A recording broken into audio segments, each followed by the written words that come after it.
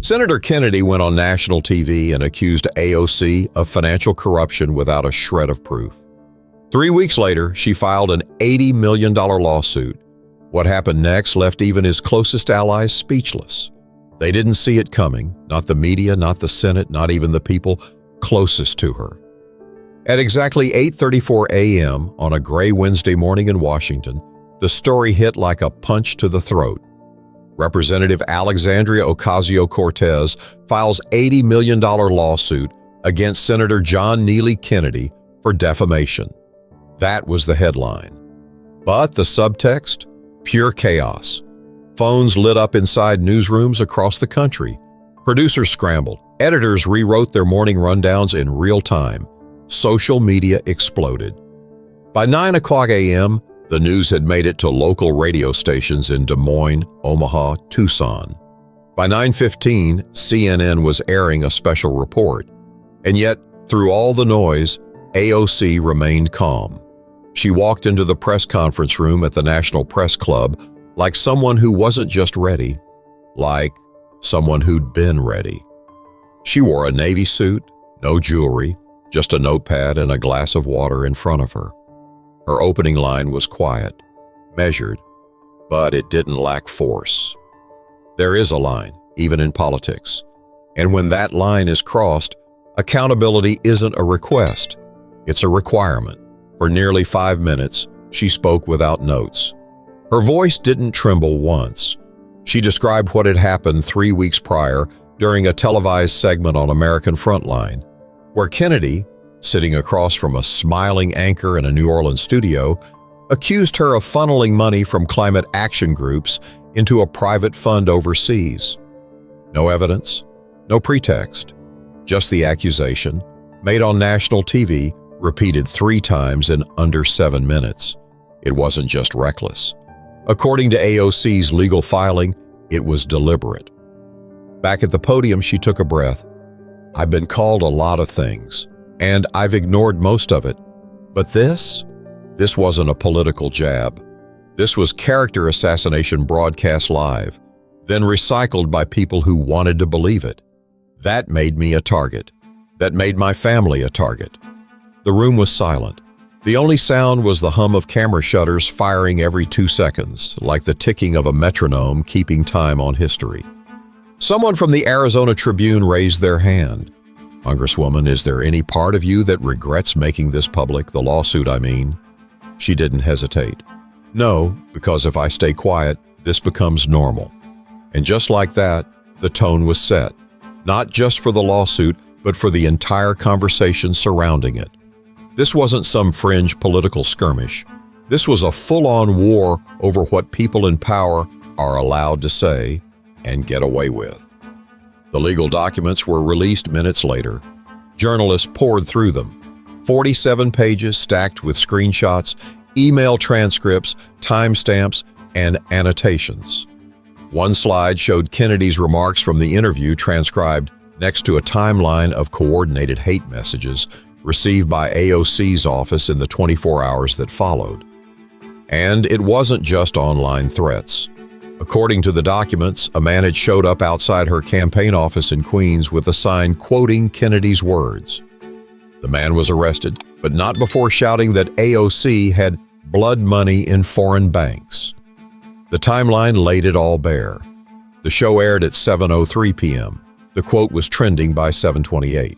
By 8:12, it had appeared in 3 separate Reddit threads, a TikTok clip, and on a political newsletter with over 2 million subscribers. And what was Kennedy doing during all this? Nothing, not a word, not even a tweet. Reporters reached out to his press secretary, but she gave only a 2-sentence statement. Senator Kennedy stands by his comments and is reviewing the situation with his legal team. But AOC wasn't waiting for his review. Her filing was thorough, aggressive, and strategic. She wasn't just suing for money, she was suing for the right to be safe while doing her job, the right to walk to her office without a man screaming conspiracy theories on the sidewalk, the right to protect her staff, her family, her name. But even with all that power behind her, Nothing prepared the public for what happened when Kennedy finally opened his mouth. The interview aired on a Friday night, the kind of slot reserved for hot takes and low consequences. But this one hit different. It started like any other guest segment. The anchor, a smooth-voiced broadcaster named Derek Blythe, welcomed Senator John Neely Kennedy onto American Frontline from a satellite studio in Baton Rouge. Kennedy wore his usual tan blazer and his usual smirk. The banner was light at first: gas prices, Supreme Court rumors, midterm predictions. Then, at minute 6, Blythe shifted gears. There's been chatter in certain PAC circles that Representative Ocasio-Cortez has more influence over green investment dollars than most people realize. What's your take, Senator? Kennedy leaned in, clasping his hands. The studio lights gave him that familiar, soft glow that cameras love. But what came next was anything but soft. Well, Derek, I've seen some things that would make a possum climb back in its hole, and I'm not saying anything that hasn't been whispered in Washington for months. But some of these so-called climate funds are being rerouted overseas to private accounts tied to advocacy groups. And it just so happens that Congresswoman Ocasio-Cortez has her fingers in more than one of those pies. The anchor didn't blink. He just nodded, prompting him again. You're saying she's personally benefiting from these deals? Kennedy chuckled. I'm saying if you follow the money, you might not like where it ends up. There was no evidence offered, no names of the groups, no citations, just a casual accusation broadcast to millions. He even shrugged a little, as if the weight of the claim didn't even register. Backstage at the studio, a junior producer reportedly looked at his supervisor and said, "Did he just say what I think he said?" He did, 3 more times before the segment was over. At 8:14 p.m., the official clip was uploaded to the network's YouTube page. Within the first hour, it had 180,000 views. A few far-right accounts clipped the segment and posted it on X, formerly Twitter, adding titles like AOC caught and Kennedy exposes the fraud. But not everyone was impressed. Even some conservative journalists called it reckless. A few moderate senators issued quiet text messages to their aides. Did Kennedy really go there? And AOC? She was at a community event in Allentown, Pennsylvania, taking questions from local high school students when her aide passed her a phone. Her expression didn't change, not right away. But people who were there said she excused herself early and didn't return to the main stage. Back in her hotel room that night, her inner circle gathered around a laptop and watched the clip. Someone hit pause halfway through and said, "He really said it. He actually said it." One of her policy advisors, a guy named Mateo, looked up and said, "This isn't just slander.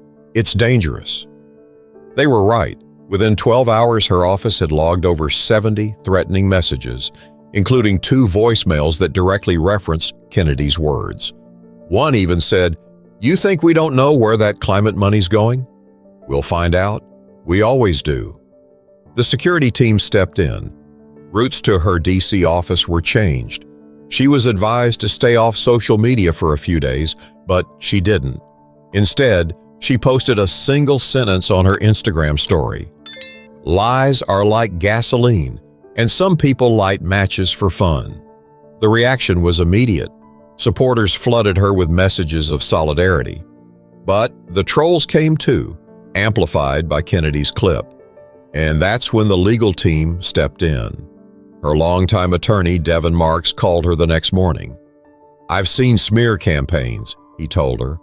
"I've never seen one so casual in public. This isn't just politics, it's libel." She gave the go-ahead, and for the next 2.5 weeks, her legal team quietly gathered evidence.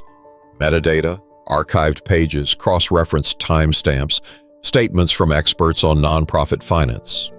Meanwhile, Kennedy stayed quiet. Too quiet. Not even a follow-up post, which for him was unusual. In fact, some noted how he canceled an interview with a Nashville news outlet the week after. But silence didn't protect him from the growing storm. And it certainly didn't help when the full transcript of his TV remarks began circulating in legal circles. Words like malice, fabrication, and intent to harm began surfacing in early commentary from law professors and former federal prosecutors. The situation was no longer just political, it was legal, cultural, and personal.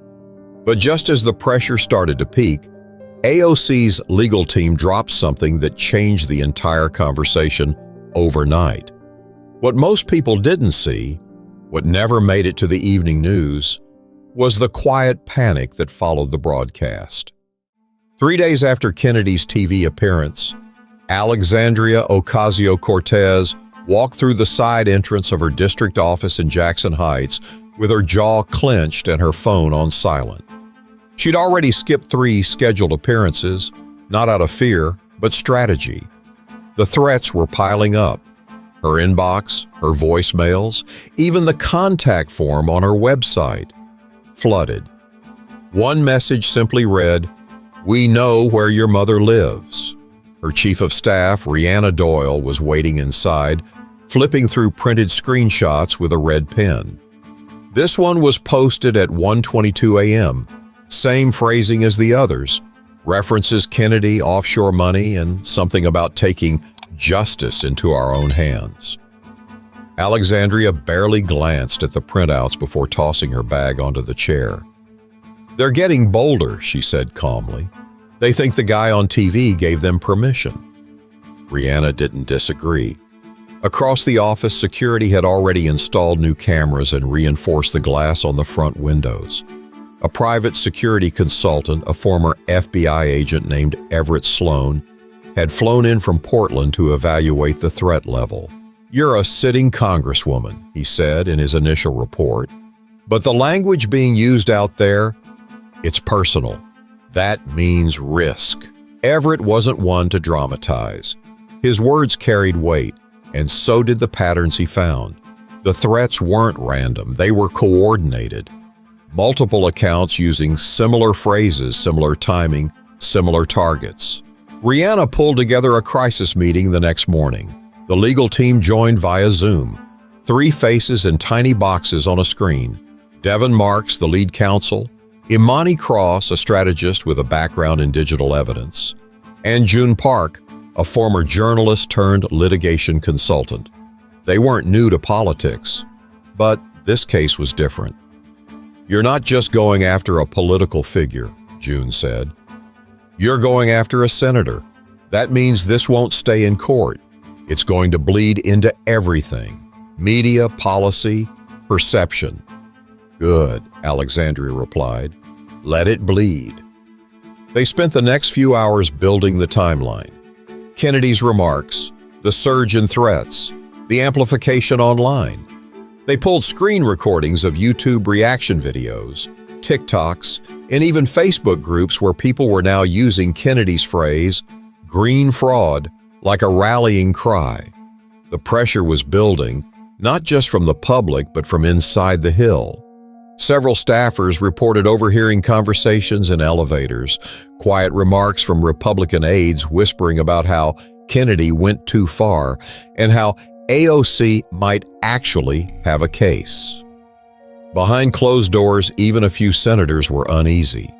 That week, Senator Claudia Winslow from New Mexico reportedly told a colleague during lunch at Bullfeather's Bar, "I don't like her politics, but the way this played out, if she doesn't sue, they'll never stop coming for her." But AOC didn't need validation from the Capitol. She was focused. That same week, her communications director released a formal request to several networks asking for the full, uncut footage of the Kennedy segment. Everything, including the commercial breaks and the pre-roll conversation between Kennedy and the production team. 2 networks responded. 1 declined. The third? They leaked the footage. And in it, before the interview even began, Kennedy can be heard joking with a staffer off camera. "Watch this. I'm about to shake up the hive." It was a throwaway line, smirking, smug, said while adjusting his tie. But to AOC's team, it was gold. Imani clipped that quote, time-stamped it, and filed it with the rest of the evidence. The tone of the case shifted overnight. This wasn't just about misinformation anymore. It was about intent. Meanwhile, security stayed tight. Alexandria's public schedule was trimmed down. She avoided large outdoor gatherings. Her staff coordinated with Capitol Police for daily sweeps. And at night, her mother, who had stayed out of the spotlight her entire life, started sleeping with the porch light on, just in case. Still, AOC refused to show fear in public. At a town hall meeting in Reading, Pennsylvania, someone asked if she was nervous about what might come next. She gave a small smile. "I'm nervous about what happens if I stay silent." But just when the legal team felt they had the upper hand, Kennedy's people made a move of their own, and it caught everyone off guard. The clerk stamped the paperwork at 10:07 a.m. on a humid Monday in the U.S. District Court for the Middle District of Louisiana. 47 pages of tight legal prose slid into the public docket, and the walls of that sleepy courthouse in Baton Rouge suddenly felt far too small for the story now racing out its doors. Within minutes, a photographer from the Shreveport Herald snapped the first shots of the complaint. A court runner tried to shield the documents with a manila folder, but the lens already had what it needed: the case number, the dollar figure, and 2 names in bold type: Alexandria Ocasio-Cortez v. John Neely Kennedy. By noon, the PDF lived on every major outlet's website. Down the block, a pair of law clerks huddled over their phones at a food truck, scrolling line by line. "Look at Exhibit C," one whispered, pointing to a screenshot that showed Kennedy's on-air claim side by side with a PayPal receipt belonging to an online agitator who'd purchased home addresses for congressional staff. The metadata tied the purchase to the minute after Kennedy's segment ended. Back in Washington, AOC's team gathered around a conference table on the 3rd floor of the Rayburn building. Devin Marks, hair pulled into a tight knot, clicked through his slideshow like a trial lawyer rehearsing closing arguments. "Exhibit A establishes the lie," he said, tapping the spacebar. "Exhibit B shows the spread. Exhibit C proves the harm." He paused on the next slide. A heat map of threats geolocated across social media platforms. The red clusters around Houston and Orlando pulsed like warning lights. "These are real people sending real threats," Amani added, her voice low but steady. "And the numbers spike every time a clip of Kennedy's interview trends." At that exact moment, Senator Kennedy was wheels up on a flight from Jackson, Mississippi to Washington, scheduled to appear at an Agriculture Committee hearing. His comms director, Lowell Chambers, sat in 23A refreshing the news feed, watching headlines pile up: "Defamation landmine," "8-figure risk," "Kennedy under fire." Lowell sent a terse text to the senator: "Sir, the filing's out. We need a statement in 20. The bubbles on his screen showed typing, then stopped. Nothing came back. Meanwhile, broadcast vans ringed the courthouse. Reporters buttonholed passers-by for reactions.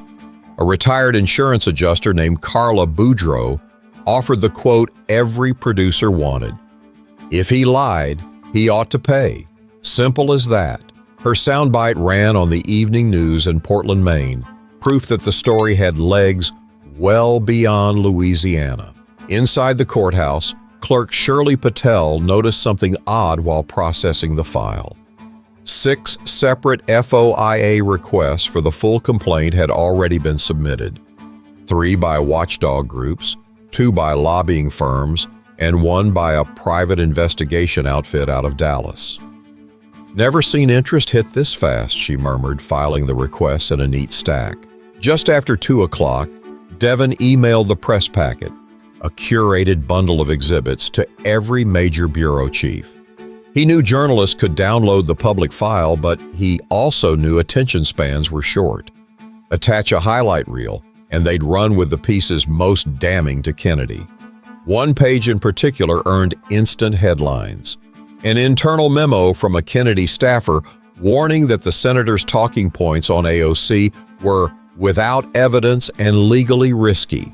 The memo, dated 2 days before the televised interview, was initialed JNK in red ink, intent in black and white. Across town, a strategy meeting in Kennedy's office spiraled. Staffers argued over whether to double down or apologize. A junior aide, eyes wide, whispered to a colleague, "This is bigger than anything we've handled." No one disagreed. Yet the senator was still airborne, unreachable. At 3:17 p.m., the Toledo Ledger broke the story that Kennedy had previously co-sponsored a bipartisan bill reinforcing penalties for false statements made on television.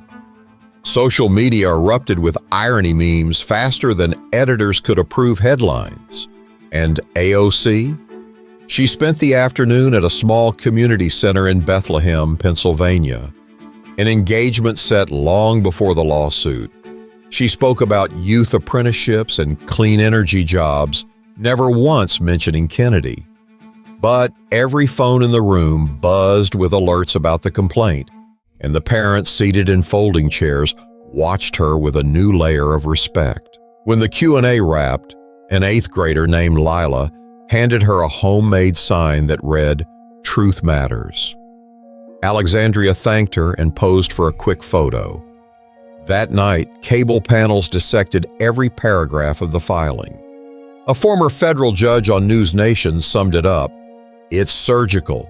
If even half of this holds up, Senator Kennedy could be writing an 8-figure check, or worse, surrendering his seat in disgrace." But while experts debated odds and damages, Kennedy finally emerged from that afternoon flight, and the first words out of his mouth left even his own staff speechless. By the time Senator Kennedy stepped onto the Capitol steps, the air was thick, not with humidity, but pressure. Reporters were lined up along the barrier like it was a red carpet. Flashbulbs popped, microphones pushed forward. Questions flew in every direction. "Senator, do you plan to fight the lawsuit? Are the allegations true? Have you spoken to your legal team?" Kennedy didn't stop walking. He adjusted his collar, scratched the back of his neck, and offered nothing more than a stiff nod. The usually chatty senator had no quips, no drawl-laced metaphors, no deflections, just silence. Back in his office, aides scrambled to coordinate a live response. The plan had been to release a carefully crafted statement the next morning. But pressure from donors, calls from committee chairs, and a cascade of bad headlines changed everything. Within 2 hours, Kennedy's staff locked in an appearance on The Nightline, one of the few evening shows still watched religiously by both political sides. They booked the segment under the premise that he would clarify his comments and respond to the legal action. But as the camera rolled and the anchor welcomed him with that tight smile that usually comes right before a takedown, it became clear Kennedy wasn't ready, not even close. He sat stiffly in a gray suit that didn't quite fit his shoulders, his hands clenched tight in his lap. The host, Miranda Bell, didn't waste time. "Senator Kennedy, Representative Ocasio-Cortez, is suing you for $80 million, alleging you knowingly spread falsehoods that led to threats and harassment. Do you stand by what you said on national television?" There was a beat of silence, just long enough for the audience to feel it. Kennedy cleared his throat. He shifted in his seat. "Well, I may have said more than I should have. That was it. No defense, no counterpunch, just that." Even Miranda blinked, caught off guard. "More than you should have, as in, you regret it?" Kennedy didn't answer immediately. He looked off camera for a moment, then back. "I don't know if regret's the word. Maybe I got ahead of myself. But look, these are complicated issues, and sometimes things get said that don't land right." The room backstage went silent. One of his communication staffers let out a low whistle. "He's cooked," someone whispered. Social media exploded. Within 30 minutes, the phrase, "I may have said more than I should have," was trending nationwide. Even late-night comedians latched on. One compared it to a kid getting caught with a broken lamp and trying to explain why it still technically works. But it wasn't just jokes. Legal analysts took notice. That one sentence, vague, halting, unprepared, was dissected by every talking head in the country. Former prosecutor Lena Morales appeared on Right Angle Report that same night. What we're seeing here is someone trying to walk back an on-the-record statement without admitting guilt. But in doing so, he just created more problems for himself. "Said more than I should have" is practically an admission of recklessness. Meanwhile, AOC hadn't said a word since the filing dropped. But her press secretary posted a 3-word tweet that immediately went viral. "We heard that." Her silence only made Kennedy's wobble louder. Back in Baton Rouge, his own donors were growing restless. A regional bank chairman who'd backed Kennedy's campaign since 2014 pulled his support publicly, citing a disappointing lack of judgment in both language and leadership. Even among Republican colleagues, there was no rush to defend him. Some said nothing. A few quietly untagged themselves from past posts with him. And as for voters, man-on-the-street interviews across New Orleans painted a mixed picture. Some saw the lawsuit as overreach. Others shook their heads, saying Kennedy had dug his own grave. One elderly man sitting on a porch in Lake Charles put it simply, "You don't accuse someone of that kind of thing unless you got facts in your back pocket. And if you don't, you better start praying." That night, Kennedy canceled his appearance at a private fundraiser in Lafayette. No explanation, just a closed-door meeting with his legal team that reportedly went until well past midnight. But just as the momentum seemed to shift even further in AOC's favor, something started bubbling beneath the surface. Whispers, reactions, and sudden shifts from people who usually stayed far from the spotlight. It started slowly, barely noticeable at first. A few comments on radio call-in shows, a couple op-eds in local papers. Then a poll out of Lafayette stunned Kennedy's own campaign manager. Support for the senator among his core base had dipped 6 points in 5 days. And it wasn't just the lawsuit, it was how he responded. One woman who had voted for Kennedy twice told the Bayou Times, "I don't care what side you're on. If you're going to say something that strong on TV, you better have the guts to back it up." He just looked small. In Cleveland, a podcast episode from a political culture show called Midpoint unexpectedly went viral. The host, a conservative who often criticized AOC, devoted an entire segment to the case. His tone was almost confessional. "Look, I don't agree with her on much, but I watched that clip of Kennedy again this morning. He didn't just cross a line. He blew right past it. No evidence, no effort to correct it. And now he acts like he just misspoke. That's not leadership.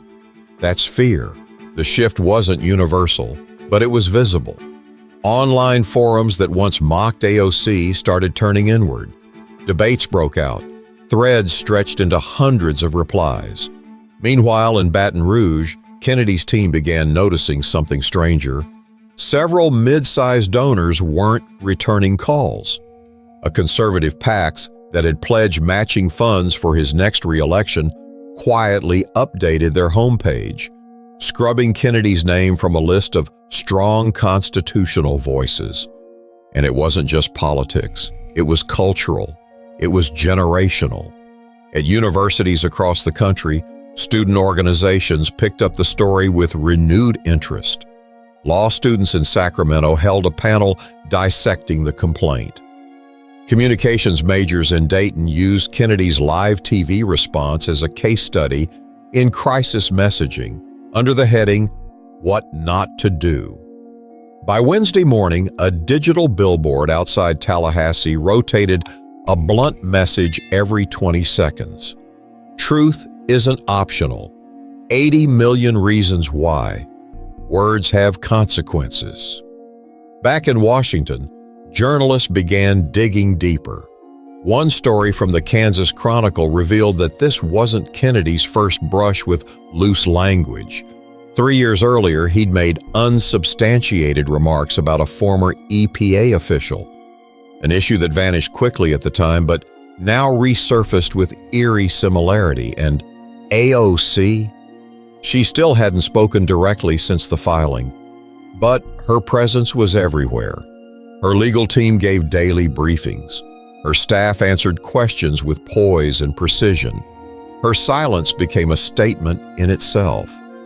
That Friday, she appeared at a small church in Newark, New Jersey, to speak about housing reform. The event had been scheduled for months. She said nothing about Kennedy. But as she stepped off stage, an elderly pastor walked up to her and said, "You stood up for the truth. That's bigger than politics." Later that night, political commentator Dalton Reeves, known for his centrist takes, went on air and delivered a sharp monologue. In a time when so much of our politics is noise, this lawsuit has become something else. It's a gut check. It's about accountability. You don't have to agree with AOC's platform to see that. And Kennedy? He didn't just fumble the ball. He showed the whole country that he never had a game plan. Cable segments echoed the same message in different tones. Some were cautious, some were blunt. But the effect was cumulative. AOC wasn't just holding her ground anymore. She was winning the narrative. Even late-night hosts took notice. One joked Kennedy thought he was lighting a fire. Turns out he was standing in gasoline. Back in Louisiana, Kennedy's constituents started asking tough questions at town halls. At a small gathering in Covington, a woman asked plainly, "Did you make that stuff up or did someone tell you it was true?" He didn't answer the question, just changed the subject again. But as Kennedy scrambled to stop the bleeding, AOC's inner circle was already moving ahead, preparing for the moment when the fight would become more than just legal. It would become personal. 2 weeks after the lawsuit went public, the noise around Capitol Hill had become deafening. Reporters now camped outside AOC's office, staffers kept the blinds drawn, and camera crews followed her through every corridor like shadows. Yet inside her team's war room, an old converted conference space 3 doors down from her main office, things were strangely calm. The lights were dimmed, screens lit the room, legal updates came in by the hour, coffee cups stacked in the corner, growing cold before they were even touched. The mood wasn't tense, it was focused. Seated at the head of the table, AOC held a legal pad in one hand and a yellow highlighter in the other. Across from her sat Devin Marks, flipping through court filings, and beside him was Imani cross-referencing hate messages that had been forwarded to their office that morning. 17 in the last 36 hours, Imani said, eyes still on the laptop. 2 used Kennedy's exact phrasing from the interview, word for word. Alexandria didn't flinch. She underlined something and pushed her chair back. The longer he waits to clean this up, the more damage he does to everybody. It's not just me anymore. They're coming after people who work for me, volunteers, my mother. She said the last part softly. The room paused. Everyone in the circle knew she had been quietly keeping family out of the public eye for years. But this case had shattered those lines. Her younger brother, a public school teacher in New Jersey, had received a threatening message on his faculty email. Her mother, who ran a small cleaning business, had a stranger show up outside her apartment building pretending to be a client. "I've given everything to this job," she continued, standing now, "but I never signed up for my family to become targets just because I refused to shut up." Rhianna Doyle, her chief of staff, leaned forward. "You think he's going to apologize?" Devin shook his head before AOC could answer. If he was going to apologize, he would have done it on the Nightline. Instead, he tried to coast on confusion. The silence lingered for a beat too long. Then AOC sat back down, took a breath, and began to speak not as a public figure, but just as a woman caught in something larger than herself. I grew up listening to people talk down to my mother in both languages, English and Spanish, watching her smile through it, watching her pretend it didn't bother her. I promised myself I'd never let people do that to me, and that I'd fight back if they ever tried. That quiet fire, the one people had seen in her speeches and her floor statements, was now something different. It wasn't for applause. It wasn't for a headline. It was rooted in something that couldn't be shaken by noise or politics. Rihanna sat back, her tone gentler. "You don't have to prove anything to us." "I'm not trying to prove anything," AOC replied. "I'm trying to protect what's still mine." That same night, after everyone had left, she stayed in the war room alone. She rewatched the original Kennedy interview, not out of anger, but precision. She paused at every moment he hesitated, every smirk, every throwaway comment dressed up as fact.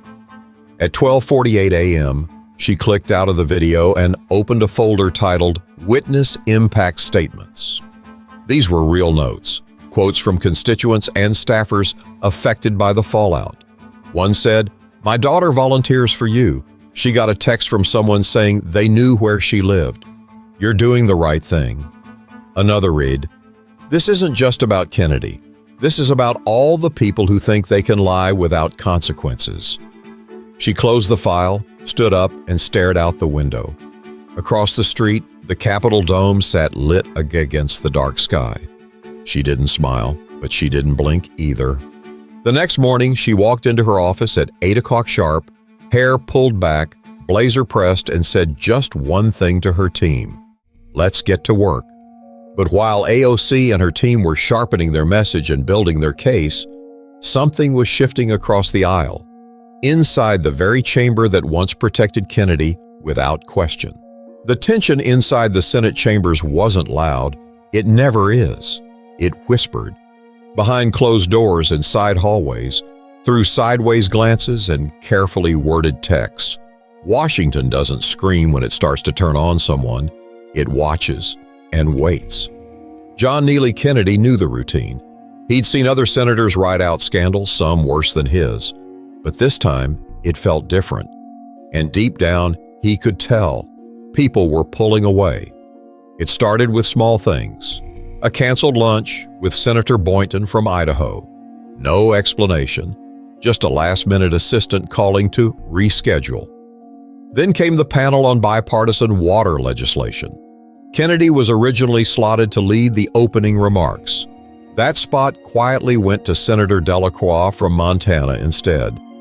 He tried brushing it off, telling his staff, "They're just playing musical chairs, nothing more." But behind the scenes, the mood had shifted. Two aides from different offices met at a bar in Capitol South after hours and whispered about what they'd seen. "His own people are nervous," one said. "You mean his legal team?" "No, I mean his Senate staff. They're not looping him into strategy calls anymore." Elsewhere, a senior Democratic senator who normally stayed far from media gave a quiet quote off the record. What Kennedy did wasn't just reckless. It was amateur. And if we don't start holding each other to higher standards, we're all going to drown in this mess. Some Republicans began to sense the backlash too. Not all spoke up, but the cold shoulders were telling. One prominent conservative strategist said it best in an op-ed. "When your base is confused, your donors are silent, and your opponents smell blood, you've got two options: clean it up or get cleaned out." Inside Kennedy's office, the mood soured. His communications director, Lowell Chambers, was now in daily contact with a crisis management firm in Alexandria. The firm had 3 suggestions: issue a partial apology without admitting guilt, shift the narrative toward a broader cancel culture angle, begin distancing from previous TV appearances. Kennedy rejected all 3. "I'm not going to crawl just because she filed paperwork," he snapped in a closed-door meeting. But some of his staff didn't agree. and more than one had quietly updated their resumes in the past week. What really rattled Kennedy, though, was the hallway. Usually, when a senator walks the basement tunnel from the Russell Building to the Capitol, there's a rhythm to it. A rhythm of staffers nodding, doors opening, pages whispering, "Good morning." But this time, no one made eye contact, no small talk, no smiles. And that's when the letter arrived. It wasn't public, not yet. It came from the Senate Ethics Committee, an internal notice that a preliminary review had been opened into Kennedy's conduct. No accusations, no charges. Just an acknowledgement that questions were being raised. That was enough. By the end of the day, rumors were circulating that two senators, one from Texas and one from Pennsylvania, had expressed concerns during a closed meeting about Kennedy's ability to lead upcoming bipartisan negotiations. Meanwhile, AOC's legal team was gaining traction with networks, legal analysts, and advocacy groups. Several nonpartisan legal watchdogs filed amicus briefs signaling interest in the case, rare for a civil lawsuit involving two sitting members of Congress. At a roundtable event in Detroit, AOC was asked if she believed Kennedy would ever face consequences beyond the courtroom. "That's not up to me," she said. "That's up to the people who surround him, the ones who know better." It was a short answer, but it echoed like thunder through the Capitol. By week's end, Kennedy's longtime policy advisor, the one who'd been with him for over a decade, resigned without warning. Her resignation letter was one sentence: "I believe in accountability, not preservation." The next morning, her nameplate was gone from the office door. No memo, no goodbye cake. But even as cracks spread within Kennedy's own team, a high-stakes event loomed on the horizon, one that would test whether either side could truly command the national stage. The invitation came wrapped in tension. A nationally televised debate, one night only, broadcast live from the University of Wisconsin-Madison. It wasn't a formal debate, not in the political sense, more of a conversation moderated by veteran journalist Colin Gates, known for cutting through spin like a scalpel through silk. The network pitched it as a chance to clarify facts, dispel myths, and bring transparency to the American public. Kennedy's team got the call first. They hesitated. AOC's camp, when approached, didn't. She said yes within 2 hours. By the end of the day, the format was set. 1 hour, 2 chairs, no audience, no commercial breaks, no scripts, just live TV, raw, exposed, unedited. But 3 days before the broadcast, Kennedy pulled out. His team released a stiff, 2-sentence press memo. Senator Kennedy has chosen not to participate in the proposed debate. He believes the legal process should take precedence over media spectacle. That might have worked if he hadn't then appeared the very next day on a podcast recorded inside a country club in Baton Rouge, where he spent 20 minutes ranting about how he was being hunted for a slip of the tongue. The contradiction didn't go unnoticed. The backlash was swift. A graphic circulated online. Too scared to sit down, but not too scared to rant. Meanwhile, AOC showed up anyway. The night of the broadcast, she walked into the studio alone, dressed in black, with a single notepad in her hand. Colin Gates greeted her with a quiet nod. "We've got 60 minutes. Ready?" "Always." The lights came on. The countdown hit 0, and what followed wasn't a debate. It was a reckoning. Colin opened gently, asking how she had processed the last few weeks. "It's strange," AOC said. "People think when you're in Congress you grow thicker skin. But what they don't realize is that the attacks don't just hit you. They hit your family, your interns, people who've done nothing but care." Then came the questions, the hard ones. Why sue now? Couldn't this have been handled behind the scenes? Some say this is political theater. What do you say to them? Are you setting a precedent for politicians to sue every time someone says something controversial? She didn't dodge. This isn't about criticism. It's about fabrication. It's about a U.S. senator going on live television and accusing me of a crime without proof. If I let that slide, I open the door for others to do worse. For the first time, the network showed the full side-by-side. Kennedy's original statement and a screen showing verified death threats received in the 48 hours that followed. Gates asked if she had ever feared for her life. She looked straight into the camera. Yes, and not because I was afraid of people disagreeing with me. I was afraid because someone lied, and that lie spread like wildfire. Viewers watched in silence. Twitter slowed. TikTok paused. People were listening. Then 10 minutes before the end, Gates asked, "If Kennedy were watching this right now, what would you say to him?" She didn't blink. Tell the truth. Own your words. Stop hiding behind legal shields and party lines. I don't need an apology for myself. I need him to look the American people in the eye and explain why he thought lying was a better option than staying silent. And then she paused, just briefly. If you want to be a leader, act like one. If not, step aside. That moment went viral. Clips flooded the internet within minutes. Step aside trended for the next 36 hours. Conservative commentators tried to pivot the narrative, but even some began conceding that Kennedy had blown his chance to defend himself. The network received over 600,000 messages in the first 24 hours, praising the format and AOC's composure. Media outlets from Seattle to Tampa called it a masterclass in restraint and resolve. Kennedy, holed up in his Washington office, reportedly watched the entire broadcast in silence, pacing the room, phone off. One aide said he only spoke once that night. I should have gone. But while the broadcast reshaped the conversation nationwide, AOC wasn't thinking about optics anymore. What mattered now was the message, and making sure it left a mark far beyond a news cycle. The headlines faded, but the message didn't. 3 weeks after the televised broadcast, Alexandria Ocasio-Cortez returned to her district in Queens.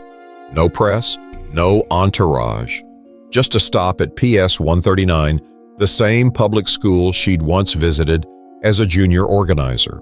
The auditorium was filled with folding chairs and a few dozen students from a civics class, all under the age of 18, none of them old enough to vote, but all old enough to notice when someone tells the truth versus when someone hides. She spoke for 20 minutes. No script, no notes. She didn't even mention Kennedy. Instead, she talked about consequences. It's easy to think words disappear after you say them, but they don't. They stick. They echo. Sometimes they build movements, and sometimes they build lies. One student raised her hand. She looked about 15. How do you keep going when people say things that aren't true about you? AOC smiled, but there was weight in it. Because if I stop, it means they win. It means they get to set the record for who I am, and I don't hand that power to anyone. Later that night, she sat down with her team back in the district office.